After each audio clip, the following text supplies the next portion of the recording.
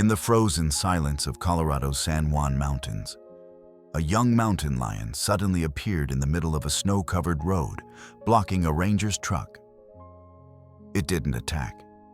It simply stared at her with wild, desperate eyes before bolting into the forest.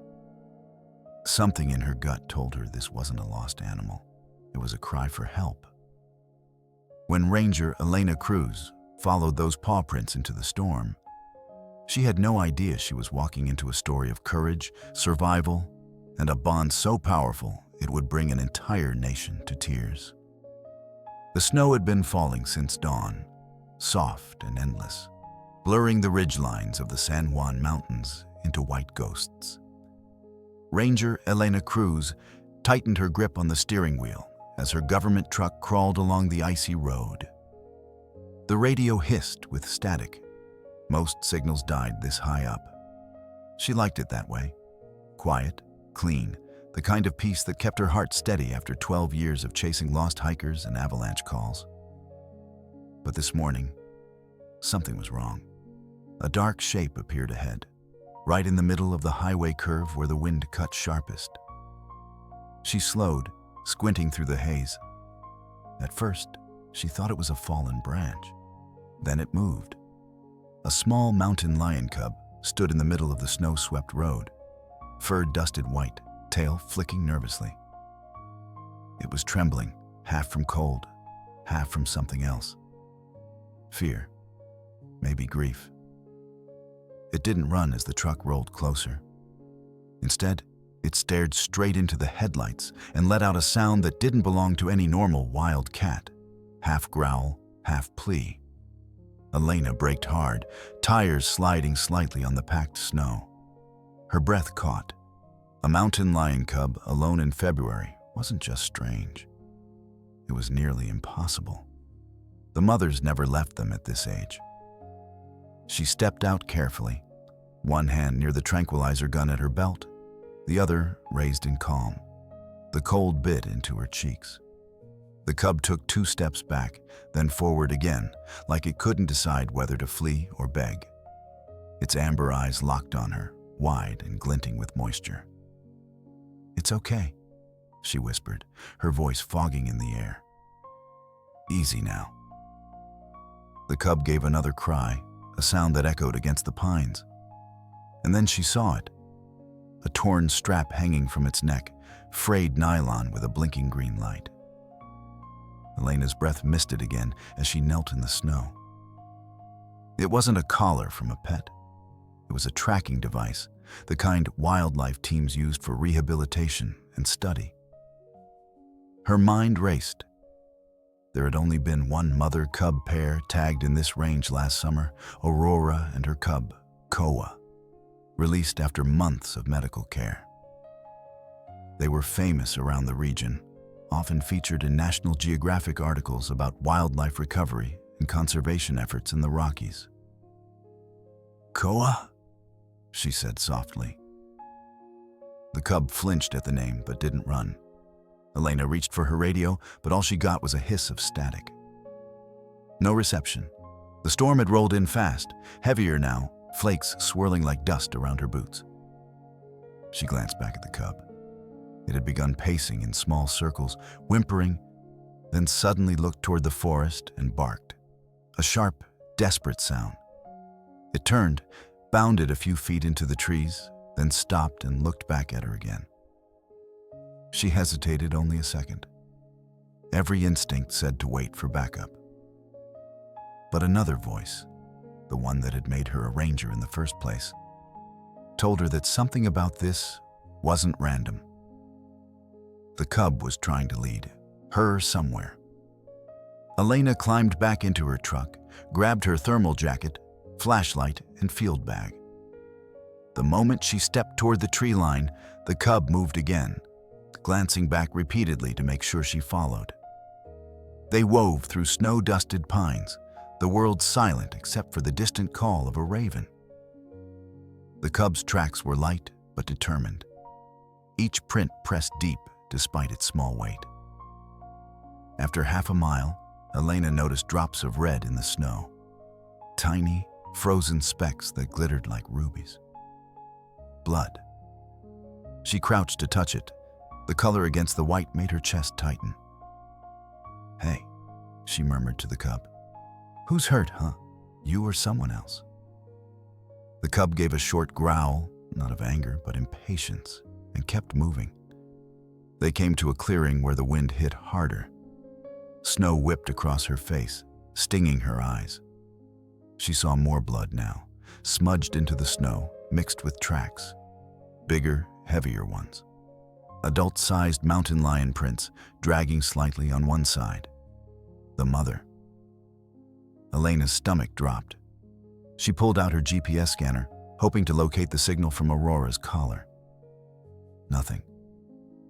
The screen blinked, no connection. She could almost feel the cub's urgency rise as it circled a tree, crying out again and again into the storm. Her radio crackled faintly, a ghost of a signal. "Base, this is Ranger Cruz. Possible injured mountain lion, adult female, location unknown, following cub over." Static swallowed her words. When she looked up again, the cub had disappeared. Her pulse spiked. She turned in a circle, snow crunching under her boots. "Koa," she called. "Where'd you go, buddy?" A faint sound answered, a low moan carried by the wind. Not the cub. Something deeper, weaker. It came from farther ahead, beyond a cluster of fallen aspens. She pushed through the branches, and there was the cub again, standing at the edge of a steep ravine, tail flicking anxiously. Elena approached the edge, heart pounding. Below, the ground dropped 15 feet into a tangle of rocks and snow. A streak of brown fur was visible near the bottom, half buried. She raised her binoculars and froze. It was Aurora. The adult mountain lion lay motionless, one paw twisted at an unnatural angle, part of her body pinned beneath a slab of ice and rock. Even from here, Elena could see the dart wound on her shoulder, a dull gray patch against the golden coat. The cub let out a raw, echoing wail. Elena's throat tightened. She wanted to climb down right then, but the slope was too steep, too slick. She forced herself to think. She'd need ropes, a thermal tarp, tranquilizer reversal if the mother was still sedated, maybe a satellite ping for emergency evac. Her truck was a mile away. The storm was getting worse. "Koa," she whispered, eyes still on the motionless mother. "You did good, you hear me? You did real good." The cub whimpered and pressed closer to her boot, small body trembling. She knelt, resting, a hand lightly above its head, not quite touching, but close enough that it stilled. Somewhere deep in the forest, thunder rolled. An avalanche rumble far off. Elena knew she didn't have long. She had to get help before the cold or the injuries took the mother's life. She lifted her radio again, praying for a signal. "This is Ranger Cruz," she said into the static. "Emergency rescue request. I've located the missing mountain lion, injured and trapped in ravine. Repeat, injured and trapped. Coordinates to follow." The line popped once, then went dead. When she looked down again, Aurora hadn't moved. But Koa, the cub, stood at the edge staring into the ravine, tail flicking against the storm. Then, with a tiny cry that cut through the wind, he looked back at her, eyes burning with something unmistakable. "Faith." Elena exhaled hard, snow catching in her lashes. "All right," she said quietly. "We'll get her out, I promise." As the storm swallowed them in white, the ranger and the lost cub began their desperate journey back through the forest. One woman, one wild heart, bound together by a cry for help that neither of them fully understood yet.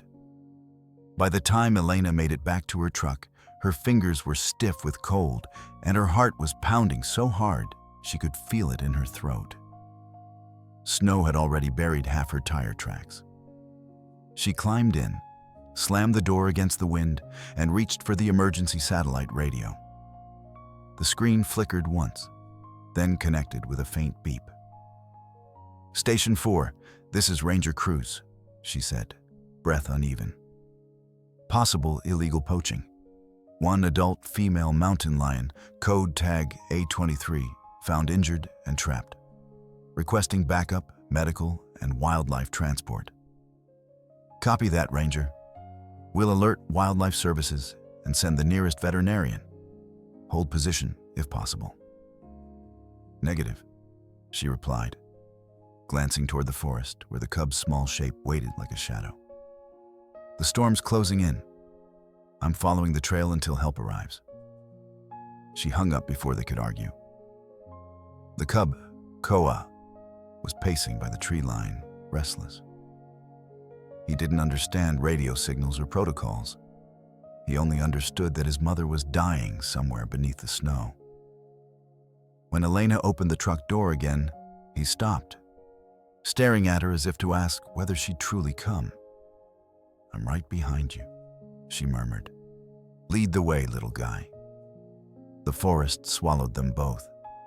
Snow muffled every sound except the crunch of boots and the soft pad of paws. As the storm thickened, the pine canopy above began to sag under its weight. Elena kept her flashlight low, watching the cub's tracks weave between tree trunks glazed in ice. A mile in, she caught sight of movement ahead, a pair of headlights winding slowly through the timber road. Relief spread through her chest when she recognized the green wildlife truck. Dr. Ethan Price stepped out, his coat already crusted with frost. "Jesus, Elena," he said, pulling off his gloves. "Dispatch said you'd found something. You look like hell." "I found more than something," she replied, her voice shaking from adrenaline. "Aurora's down in a ravine, dart wound and a broken leg, I think. Koa led me to her." Ethan crouched, watching the cub circle cautiously. "That's him? The one they tagged last summer? I thought he'd never survive a winter this rough." "He's tougher than he looks," Elena said softly. Ethan nodded, pulling a tranquilizer kit and camera from his pack. "Let's document everything. If there's a dart, there's a shooter. And I'd bet every dollar of my student loans this is about poaching." They hiked deeper until they reached the clearing Elena had seen earlier. The snow was thinner under the trees, revealing tracks, ATV tires, boot prints, and the dark streaks of blood leading downhill. Ethan crouched beside one of the impressions, brushing snow away with his gloved hand. "See this?" he muttered. "Heavy tread, steel-toed. Not a hiker. Hunters use these for hauling carcasses. And this residue, tranquilizer fluid. Not government. Issue." Elena's stomach twisted. Someone darted her, tried to drag her out, and she fought back. Ethan lifted a small metal dart from the snow, still slick with chemical residue. And they lost.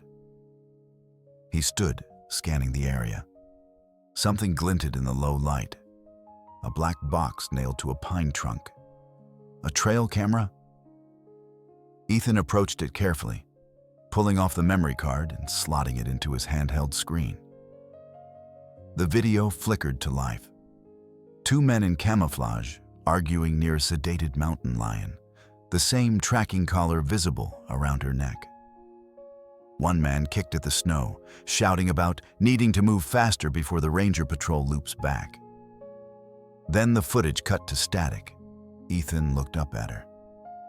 "See their faces?" "Not clearly," she said, jaw tight, "but we'll find them."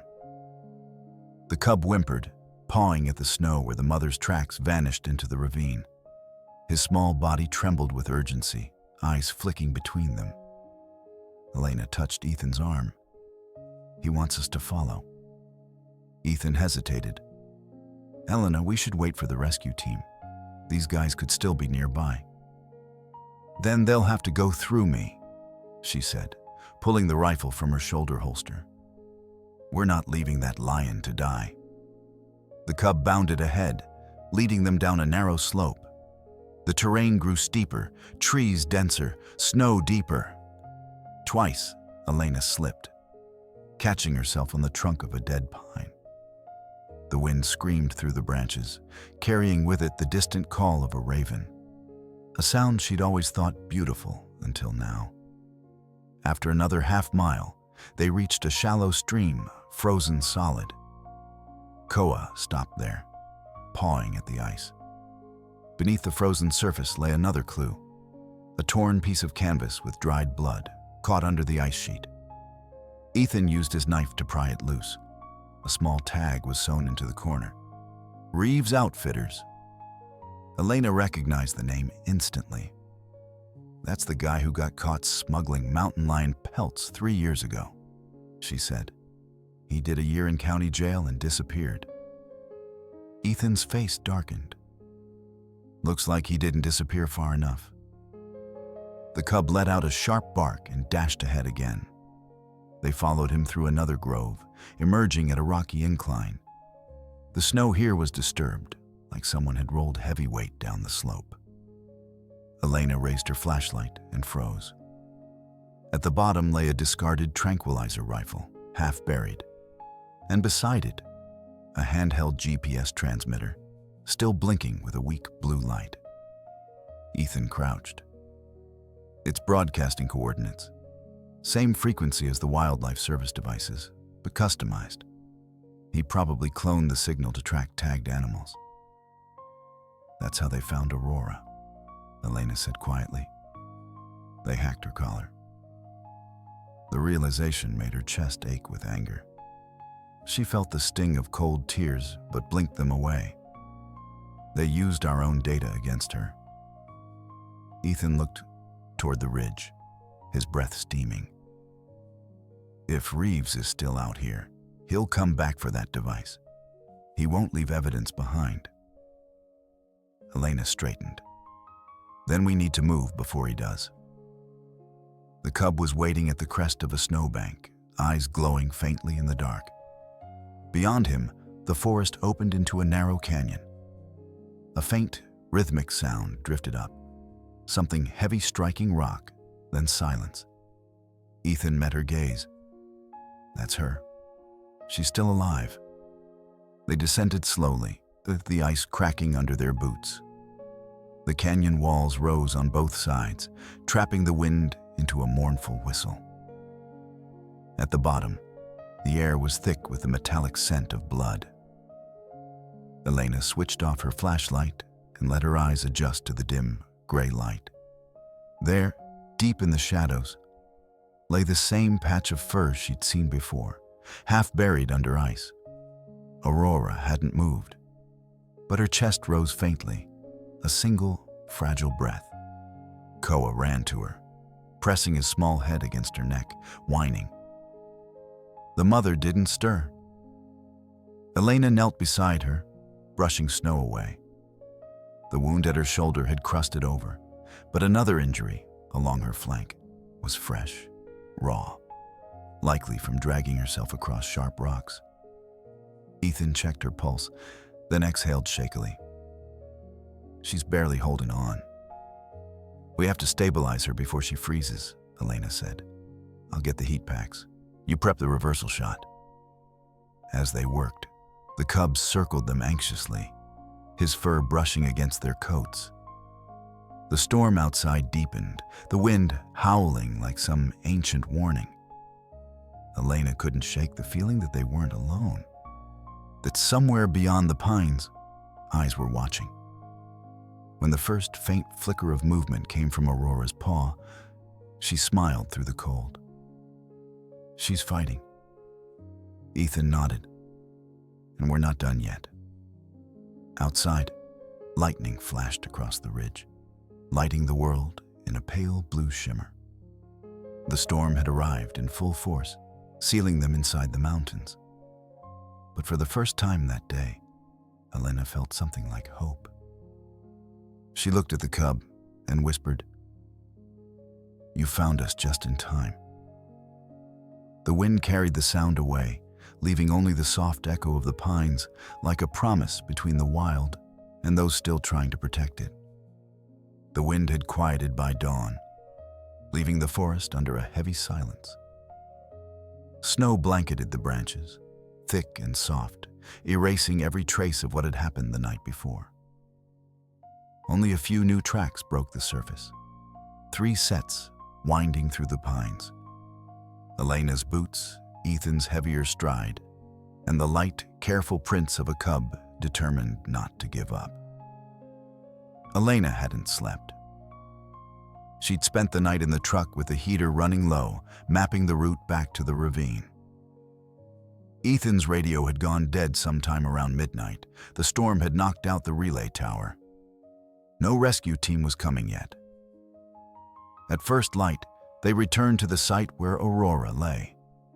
The air was biting cold, and their breath rose in white clouds.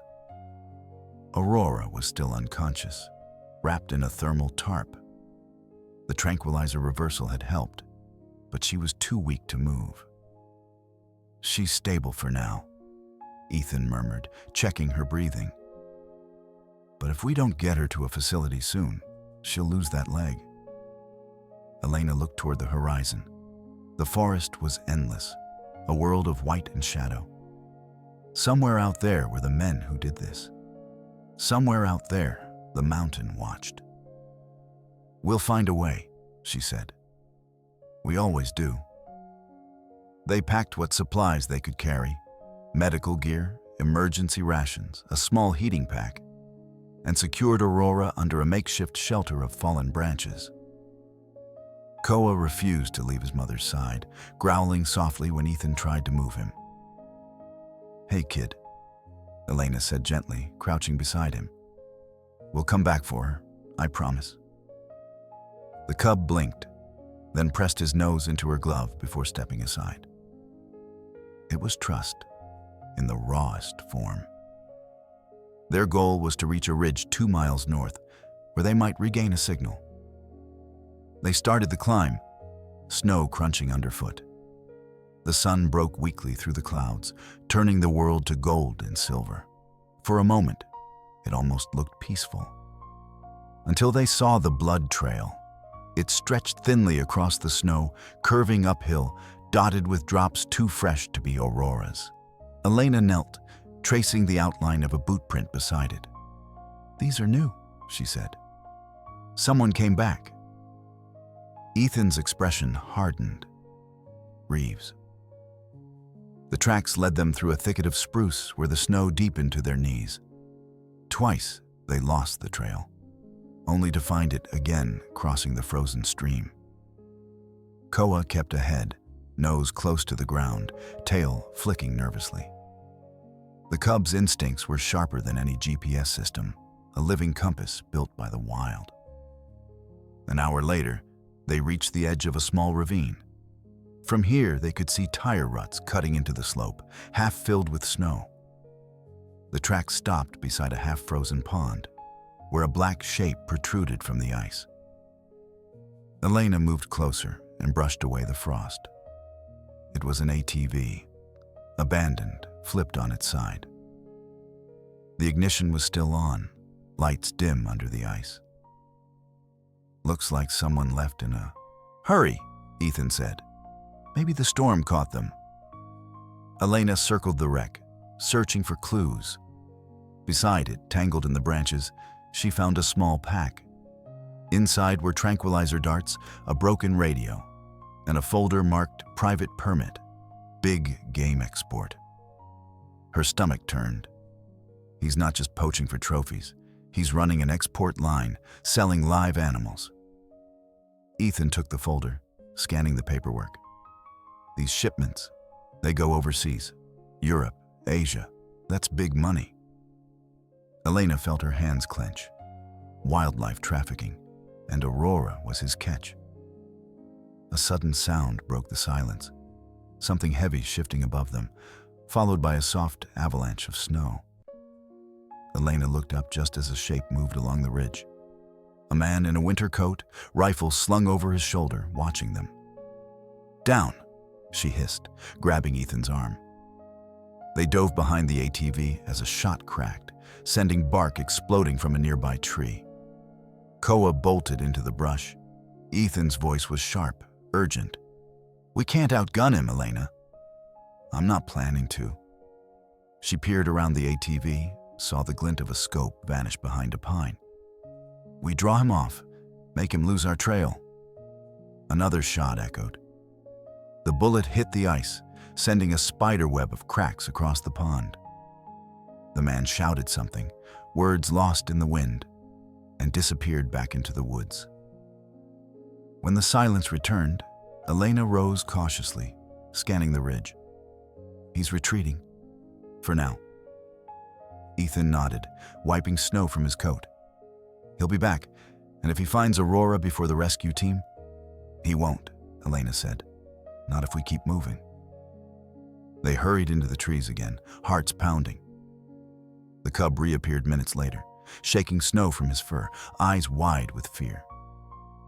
Elena knelt, pressing her forehead briefly against his.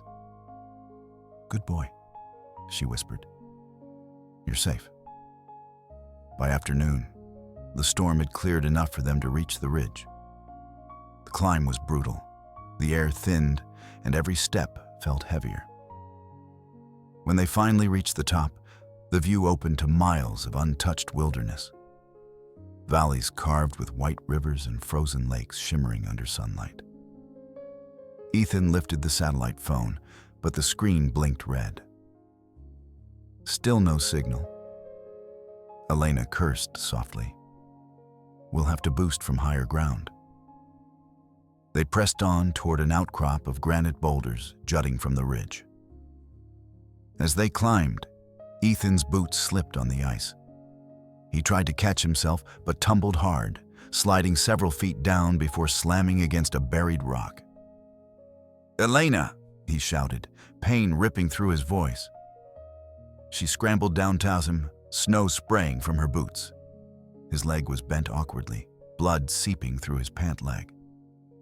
"It's not broken," he gasped, "just torn, maybe the tendon." Elena's chest tightened. They were stranded, no signal, and now one of them injured. Koa whined, pacing beside Ethan, tail lashing. Then, in a moment that made Elena's breath catch, the cub pressed its body against Ethan's side, as if lending him warmth. "Never thought I'd be hugged by a mountain lion," he muttered through a grimace. Elena smiled faintly. "You're one of the lucky few." They rested under the boulder until the pain dulled. Above them, clouds gathered again, gray and heavy. The light was fading fast.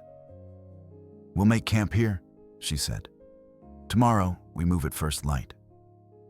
Ethan nodded, pulling his jacket tighter. "You really think she'll survive this?"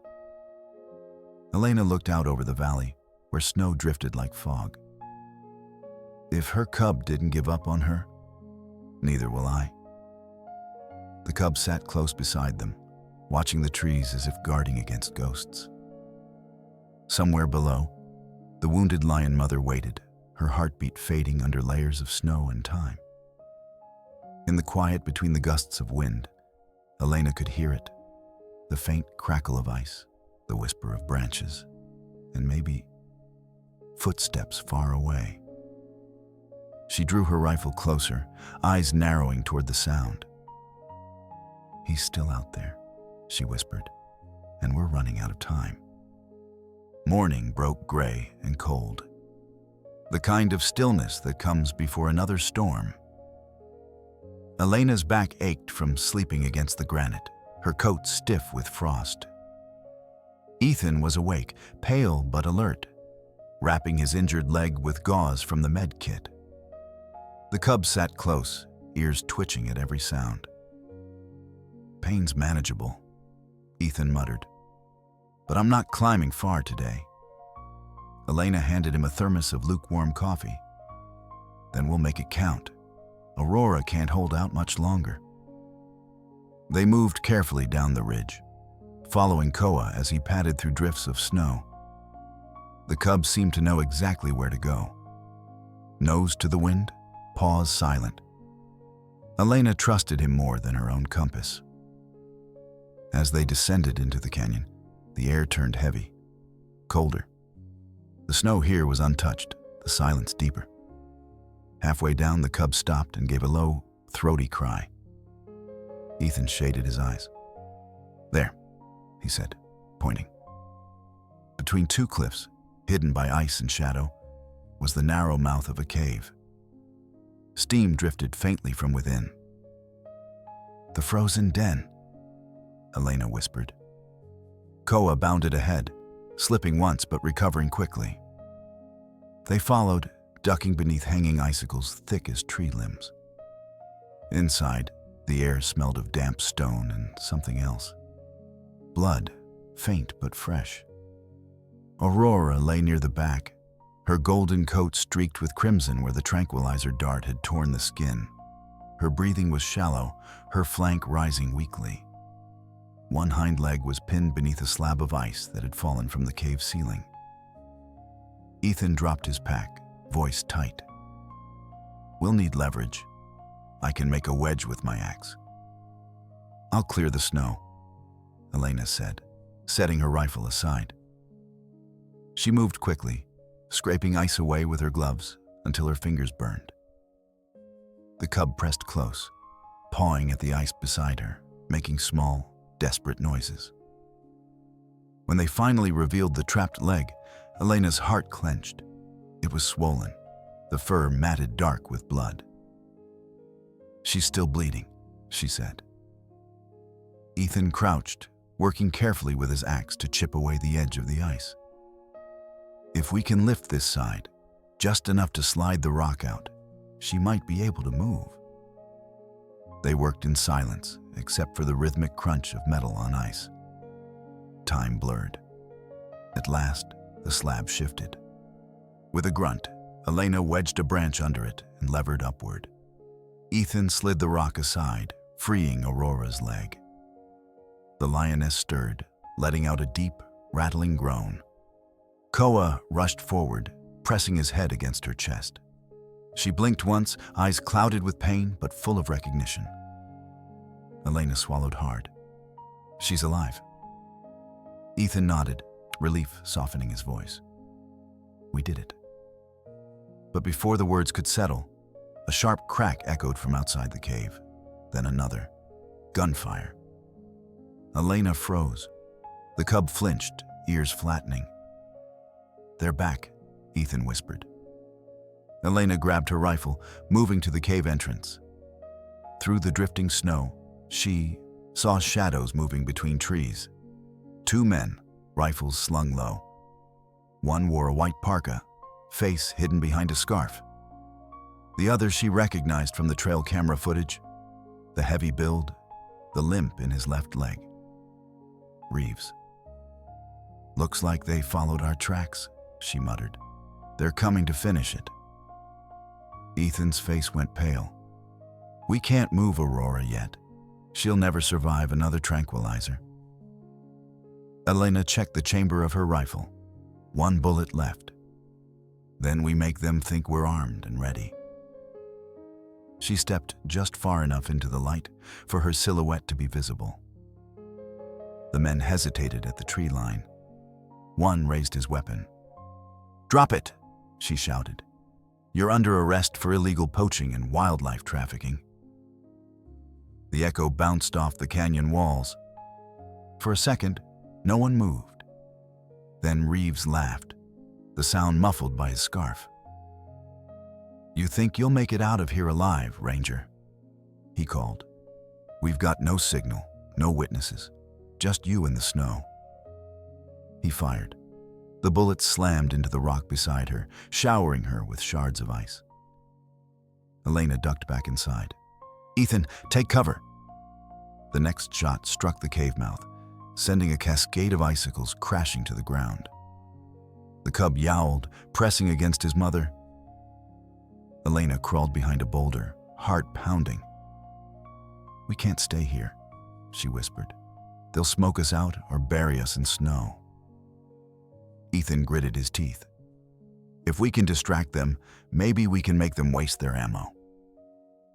Before she could answer, another explosion sounded, closer this time. A bullet hit the medical bag, tearing it open. Syringes spilled across the cave floor. Aurora stirred, her head lifting weakly. Her pupils dilated as she caught the scent of gunpowder. Then, with a sudden surge of strength, she let out a roar that shook the cave walls. The men outside stopped firing.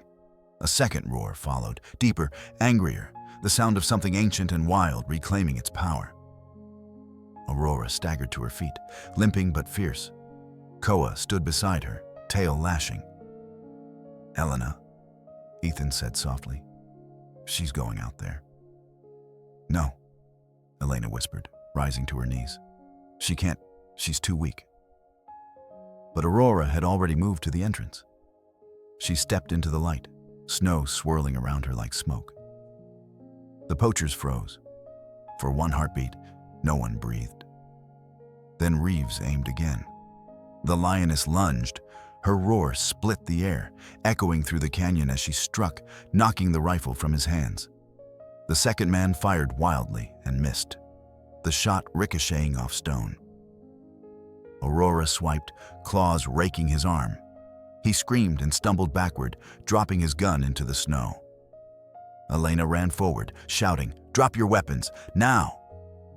She fired her last round into the air. The sound cracked like thunder. Both men fell to their knees. Behind her, Aurora collapsed into the snow, chest heaving. Koa pressed against her side, trembling. Ethan limped out with his rifle raised. "Stay down," he ordered the men. One tried to reach for a knife, but Koa snarled, baring his teeth. Minutes later, the wail of a helicopter broke the silence, the distant whoop-whoop of rescue finally arriving. Elena felt her knees weaken with relief. She turned to the lioness, whose golden eyes met hers through the falling snow. "You did it," Elena whispered. "You saved us." As the rescue crew landed nearby, Reeves and his partner were taken into custody. Wildlife officers collected the evidence, the tranquilizer rifles, the forged permits. Reporters would later call it one of the largest wildlife trafficking arrests in Colorado's history. But in that moment, none of that mattered.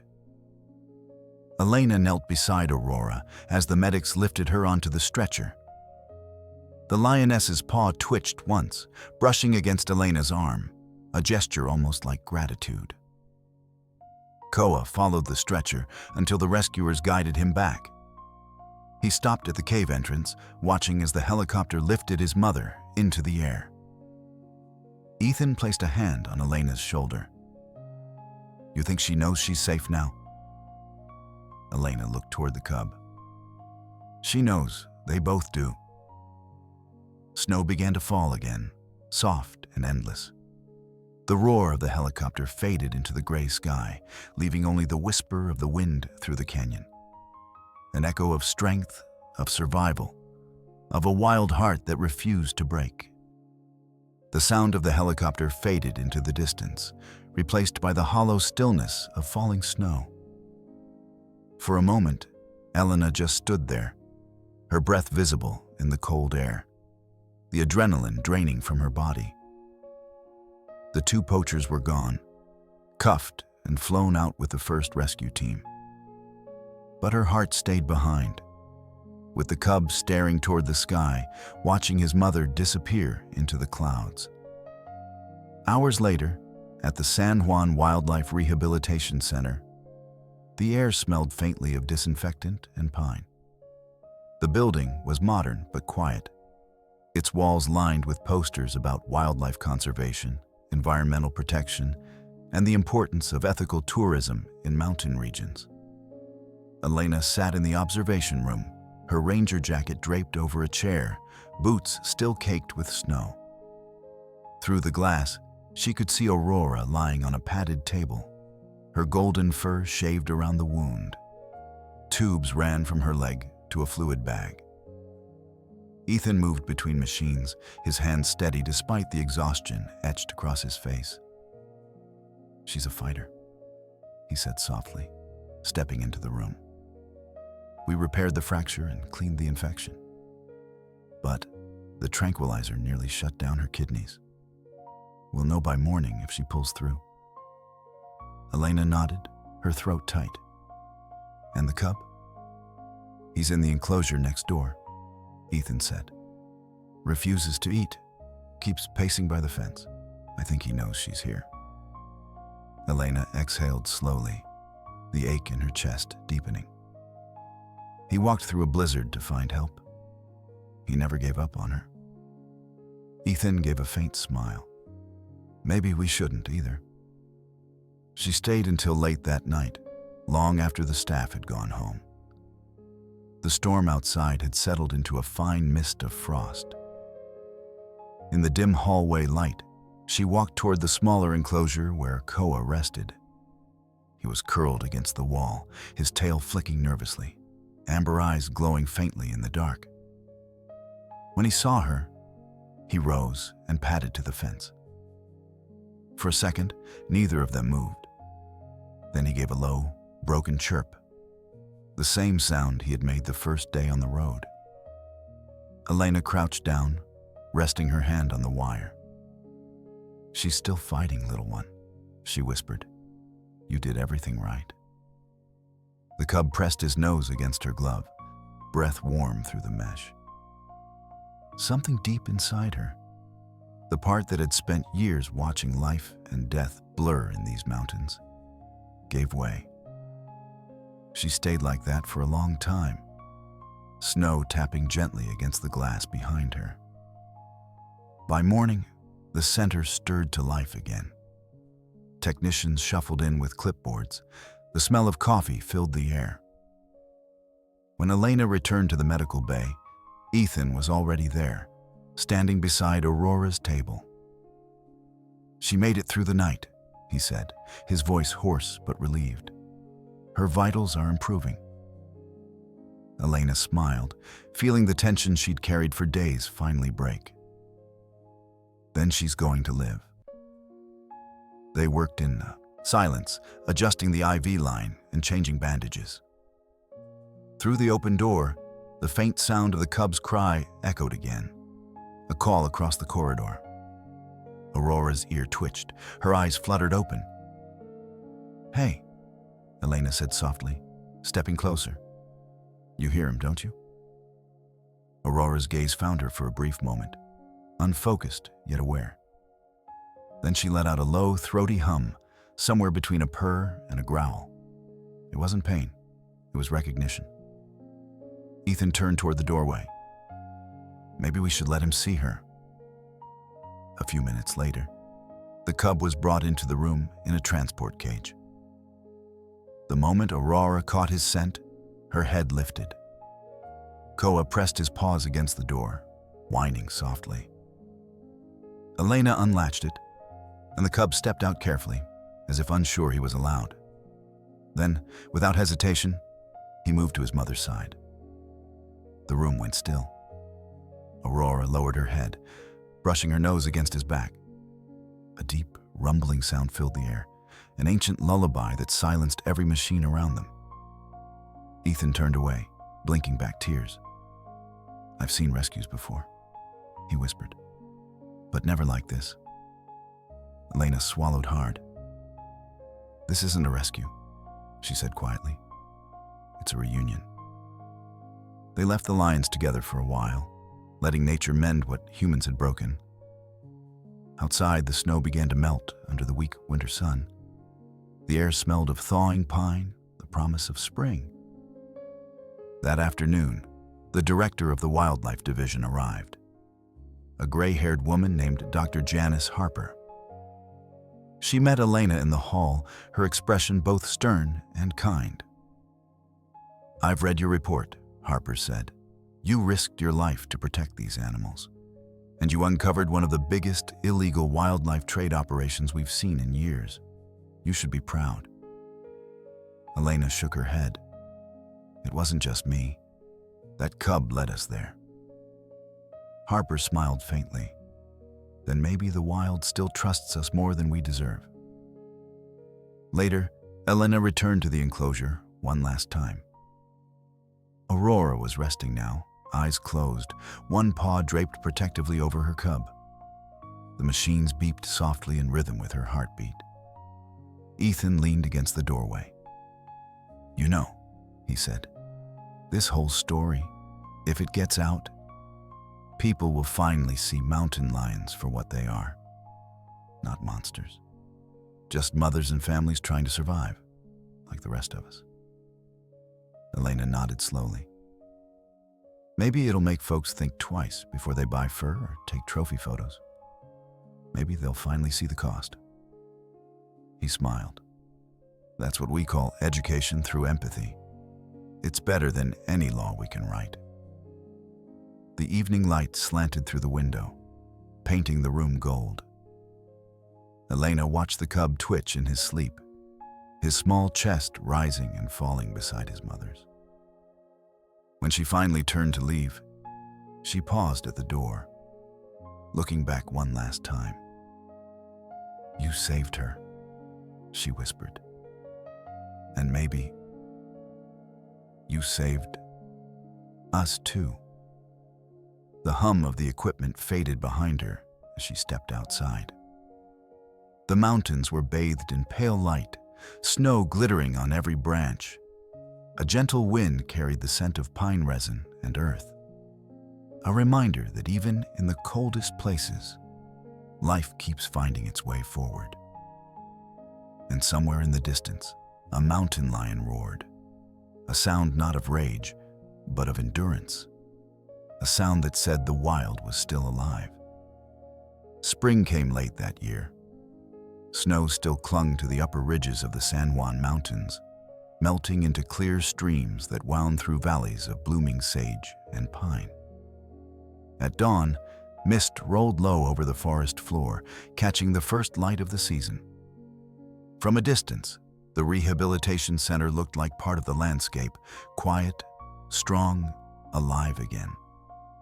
Ranger Elena Cruz parked her truck outside the new visitor wing, the sign above it freshly painted.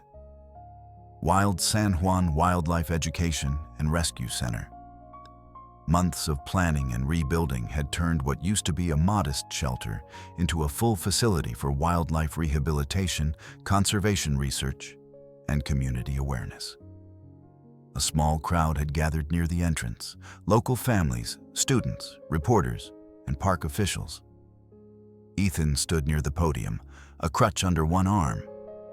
His limp had become permanent, but he didn't complain. When he saw Elena, his tired face brightened. "You made it," he said. "Wouldn't miss it," she replied, adjusting her ranger hat. "How's our girl?" He smiled, restless, alert, and ready. "She's more herself every day." Beyond the crowd, through the glass observation panels, Elena caught a glimpse of Aurora, now strong again, pacing the edges of her new habitat. Her coat gleamed under the morning sun, muscles rippling with quiet power. Beside her lay Koa, larger now, almost grown. His eyes followed every movement outside the fence. The ceremony began with the soft strumming of acoustic guitar and the hum of cameras.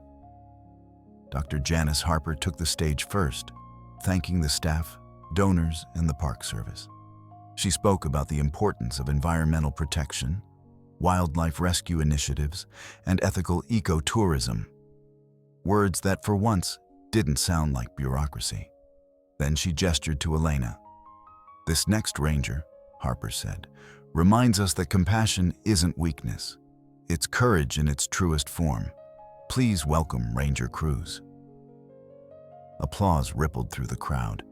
Elena stepped up, clearing her throat. She'd written notes, but in the end, she didn't need them. "3 months ago," she began, "I followed a small cub through a snowstorm. I thought I was saving him.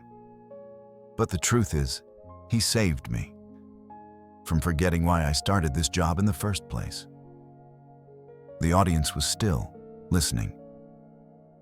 "We call ourselves protectors of wildlife," she continued, "but sometimes the wild has to remind us how to listen. That day, I saw a creature risk everything for family. I saw a mother fight through pain to protect her child, and even us. That's what we're celebrating here today. The bond that connects every living thing. Her voice caught slightly. If we can protect that bond through conservation, through education, through simple respect, then maybe there's still hope for this world. The crowd rose in applause. Ethan leaned against the railing, smiling proudly. Dr. Harper stepped forward with a plaque engraved with Aurora's name. For extraordinary contribution to wildlife awareness, Harper read. We dedicate this new sanctuary to the story of Aurora and Koa, the mountain lions who reminded us that courage knows no species. As the applause faded, Ethan whispered, she'd probably prefer a mountain of venison to a plaque. Elena laughed softly. Let's give her both. After the ceremony, she slipped away from the crowd, following the walkway that curved toward the habitat. The center had designed it to mimic Aurora's original territory. Rocks, tall grass, a small stream reflecting the sky. Inside the viewing area, Aurora lay stretched on a sunlit boulder, while Koa prowled along the water's edge. Elena pressed her palm against the glass. Aurora turned her head, eyes meeting hers. For a long moment, they simply looked at each other. Two survivors connected by something wordless. Then Aurora rose and walked closer, her breath fogging the glass. The scar on her shoulder had faded to a pale line. You remember me, don't you? Elena murmured. The noisy human who wouldn't give up. The lioness tilted her head slightly, a movement almost thoughtful before letting out a low, calm rumble. Koa approached too, his larger frame now nearly matching hers. He glanced at Elena, then toward the open ridge beyond the enclosure, as if he already knew what came next. Tomorrow, Ethan said from behind her. We open the gate. Elena turned. You're releasing them both? Not exactly, he said. Aurora will stay as part of the ambassador program. Koa's ready for the wild. He's strong, independent, and, most importantly, he knows where to go.